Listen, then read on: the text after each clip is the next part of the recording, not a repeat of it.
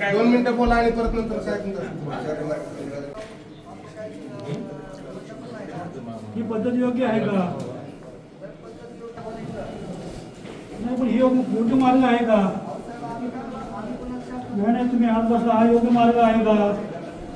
जरांगे पाटील गेले 1.5-2 वर्षापासून मराठा समाजाच्या न्याय व हक्कासाठी लढत आहे. आज त्यांचा या 1.5-2 वर्षातला 7वी वेळ उपोषणाची 4था दिवस आहे. अनेक बांधव 119 बांधव तिथे उपोषण करत आहेत. आज आपल्या धाराशिव जिल्ह्यातल्या इटकूरच्या बांधवाची प्रकृती खालावलेल्या, त्याला आयसीयू मध्ये ऍडमिट केले, त्याचे शरीर थंड पडले पूर्ण. शासन काय मराठ्याच्या माणसाची मारायची वाट बघायला का?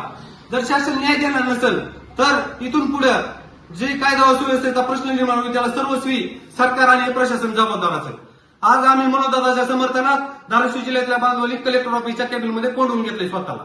जर मनोजदादाच्या उपरिष्ठांची दखल घेतली नाही तर आम्ही यातून बाहेर निघणार नाही, याची दक्षता या शासनानं प्रशासनानं घ्यावी.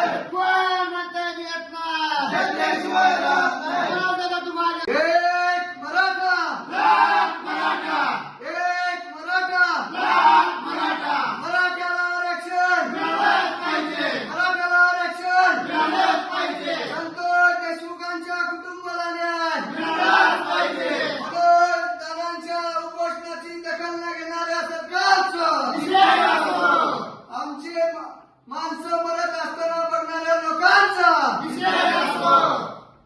मनोदला तुम आगे बढ़ो, हम तुम्हारे साथ हैं. मनोदला तुम आगे बढ़ो, हम तुम्हारे साथ हैं. या सरकारचं करायचं काय? आणि डोक्यावर पाय. या सरकारचं करायचं काय? आणि डोक्यावर पाय. मनोदला तुम आगे बढ़ो, हम तुम्हारे साथ हैं. या सरकारचं करायचं काय? आणि डोक्यावर पाय. आज आम्ही या ठिकाणी मनोजदादा जरांगे पाटलांना न्याय देण्यासाठी बसलो आहेत. सरकारला थोडीशी सुद्धा लाज वाटत नाही की बाबा ही माणूस गेली 4 दिवस झालं उपाशी आहे. या माणसाबरोबर हजारो शेकडो लोक तिथं उपोषण करत आहेत. साधी शासन वैद्यकीय सुविधा देखील उपलब्ध करू शकत नाही. ही दुर्दैवाची गोष्ट आहे या छत्रपती शिवाजी महाराजांच्या राज्यात.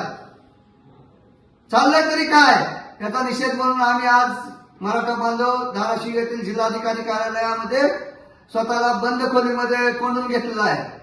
जोपर्यंत मनोजदादा जरांगे पाटील यांच्या उपोषणाच्या दखल घेत नाही तोपर्यंत आम्ही इथून हलणार नाही आणि लवकरात लवकर एक नाही स्वतःच्या जीवाचं काय होईल ते आमच्या आम्हाला